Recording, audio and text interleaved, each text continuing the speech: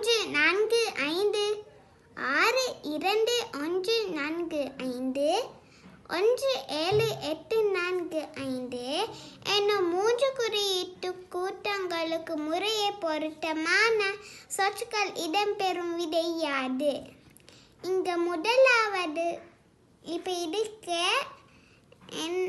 பொதுவாக என்னாச்சுமே கண்டு பார்ப்போம்.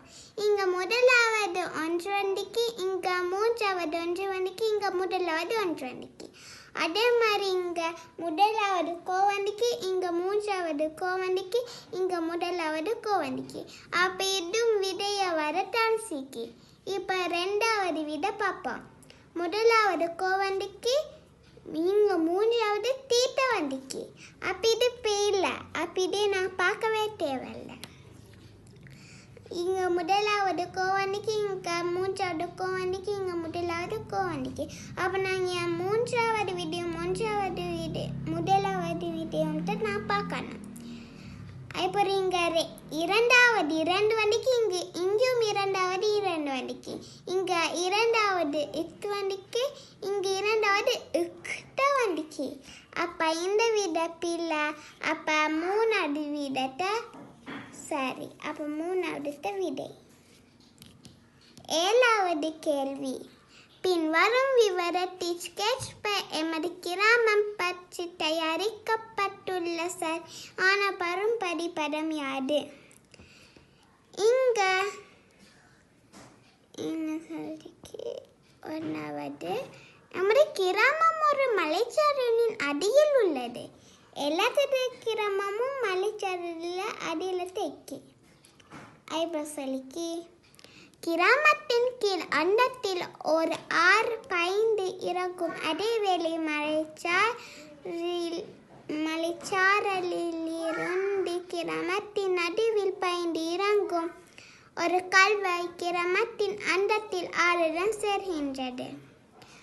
கிராமத்துக்கு கீழே தாரிக்கா, நீங்க கிராமத்துக்கு மேலே தாரிக்கி. அப்போ இது பீலை. அப்போ இந்த வீடியோ நாங்கள் பார்க்க தேவையில்லை. இதுவும் கிராமத்துக்கு கீழே தான் ஆரிக்கி. அப்போ ஒன்றாவது வீடியோ மூன்றாவது வீடியோன்ட்டு பார்க்கணும். ஐப்ப சொல்லிக்கு ஒரு கால்வாய் ஆறுடன் சேருதான். இப்போ ஒரு கால்வாய் வந்து இது வந்து இப்படி சேருது. இல்லைம்மா இப்படியே கால்வாய் வந்து இப்படி 6 வந்து இப்படி சேருது. அப்போ அதுவும் சரி. ஐப்பர் சொல்லிக்கு எமது கிராமத்தின் ஓர் அழகான அருவியும் உள்ளது. இங்கும் அருவிக்கு, இங்கும் அருவிக்கு. ஐப்பர் சொல்லிக்கு எமது வீடு அருவிக்கு கிழக்கையும் பாடசாலைக்கு மேற்கையும் உள்ளது. இது வடக்கு, இது கிழக்கு, இது தெற்கு, இது மேற்கு. இப்போ சொல்லிக்கிங்க அந்த வீடு அருவிக்கு கிழக்கே இருக்கா. வீடு அருவிக்கு கிழக்கே இருக்கா. வீடு அருவிக்கு கிழக்கே தானே இருக்கி. அருவிக்கு கிழக்கே தானே வீடு இருக்கி. அப்போ சரி. இதிலும் அருவிக்கு கிழக்கே தானே வீடு இருக்கி. அப்போ அதுவும் சரி. ஐப்போ சொல்லிக்கு பாடசாலைக்கு மேற்கையும் உள்ளது. பாடசாலைக்கு மேற்கே வீடு இருக்கா. இல்லை சரியான இதில் இல்லை. ஏன்னா பாடசாலைக்கு கிழக்கில் தான் வீடு இருக்கு. அப்போ மூன்றாவது விட பிள்ளை. அப்போ ஒன்றாவது விடத்தை சரி. எட்டாவது கேள்வி. அமல், பிமல், சமல் ஆகிய மூவரினதும் வீடுகளின் அமைவு தரப்பட்டுள்ள பரும்படி படத்தின் முறையே ABC எனாலும் அவ்வீடுகளை தொடுக்கும் பயணப்பாதை வட்டத்தினாலும் காட்டப்பட்டுள்ளன. அவர்கள் மூவரும் தமது வீடுகளில் இருந்து ஒரே நேரத்தில் புறப்பட்ட அம்புக்குறிகளினால் காட்டப்படும் திசையில் ஒரே கதியில் வட்டப்பாதை வழியே வருகின்றனர். யார் ஏனைய இருவரினது வீடுகளில் முதலில் செல்வார்கள்? இதுதான் அமல், இதுதான் பிமல், இதுதான் சமல். எங்களோட வீடு இது. இப்போ இவங்க 3 பேரும் ஒரே நேரத்துக்கு வெளியே வராங்களா, ஒரே திசையில் தான் போகிறாங்க, இந்த திசையில். இப்போ ஒரே வேகத்தில் போகிறாங்களாம். அப்போ யார் ரெண்டு பேர் வீடியும் கடந்து செல்லுவாருன்னு கேட்டுக்கி. இப்போ நாங்கள் மையத்துலேருந்து பீடரவாசியாக எடுத்துக்கொள்வோம். இப்போ பீடரவாசி எடுத்துக்கொள்வோம். இப்போ இப்படி எடுத்துக்கொள்வோம். இப்போ இங்கே நீங்கள் போக 1 கிலோமீட்டர்னு வைப்போமே. அப்போ இங்கே நீங்கள் போக 2 கிலோமீட்டர், 3 கிலோமீட்டர், 4 கிலோமீட்டர். அப்போ அமல் 4 கிலோமீட்டரில் போயிட்டு சேர்றாரு. என்ன பாருங்க, இது 1 கிலோமீட்டர்ண்டா 1 கிலோமீட்டர், 2 கிலோமீட்டர், 3 கிலோமீட்டர், 4 கிலோமீட்டர் தானே போயிட்டு சேர்றாரு. அப்போ அமல் 4 கிலோமீட்டர். இப்போ பிமலை பார்ப்போம்.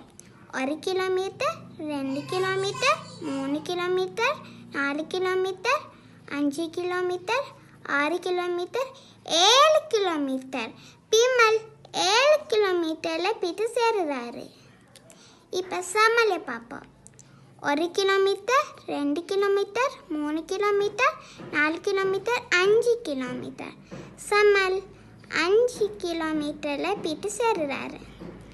யார் குறைவான நேரத்தில் போயிட்டு சேர்றா? அமல். குறைவான நேரத்தில் போயிட்டு சேர்ற அவங்க தண்ணி வெட்டுவாங்க, சுருக்கன்னு போயிட்டு சேருவாங்க. அப்போ அமர்த்த விட யார் சுருக்கன்னு 2 பேர் வீடு கடனை செல்வாருன்னு கேட்டுக்கி. அமர்த்தனை சுருக்கன்னு போயிட்டு சேர்றாரு. ஏன்னா அமர்த்த 4 கிலோமீட்டர், மற்றவங்க 5 மேலும். 4க்கு போகிற தண்ணி 5, 7 வருது. அப்போ அமர்த்தான் வீடு. 9வது கேள்வி, இவ்வுறவில் எத்தனை முக்கோணிகள் உள்ளன? இந்த உறவில் எத்தனை முக்கோணிகள் இருக்குன்னு கேட்டுக்கி. இப்போ இது ஒரு முக்கோணி, அப்புறம் இப்படி 2 முக்கோணி,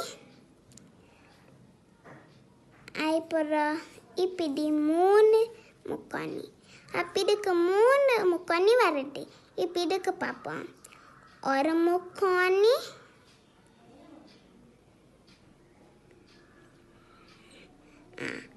2 முக்கோணி, வேற 3 முக்கோணி. இதில் 3 முக்கோணி தான் வருது. இப்போ இதில் பார்ப்போமே. 1 முக்கோணி,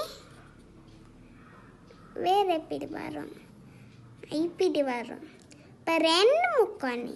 இதில் 2 முக்கோணி தான் வருது. ஆனால் இதில் 1 தான் வரும். ஏன்னா நான் மற்றதெல்லாம் வரைஞ்சாச்சு. இதிலும் 1 தான் வரும். எல்லாத்தையும் வரைஞ்சாச்சு சுட்டை. இப்போ இதில் எத்தனை முக்கோணிகள்? 3 6, 6 2 8, 8 2 10. அப்போ 10 தான் விடை.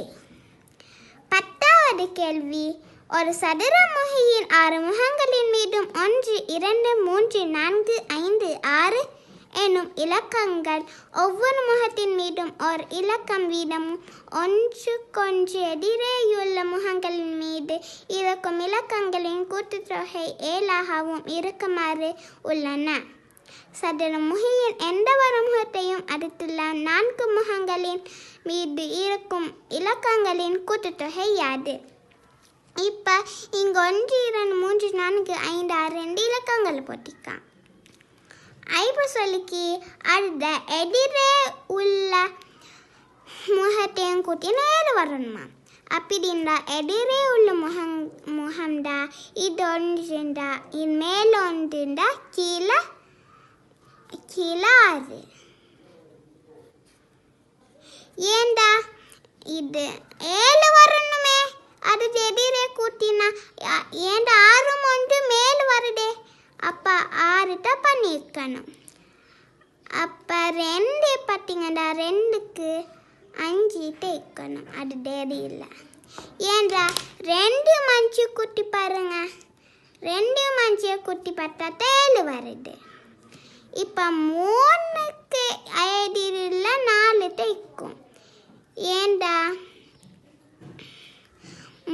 3 ஏன்னா 3 4 7 ஐப்புற சொல்லிக்கு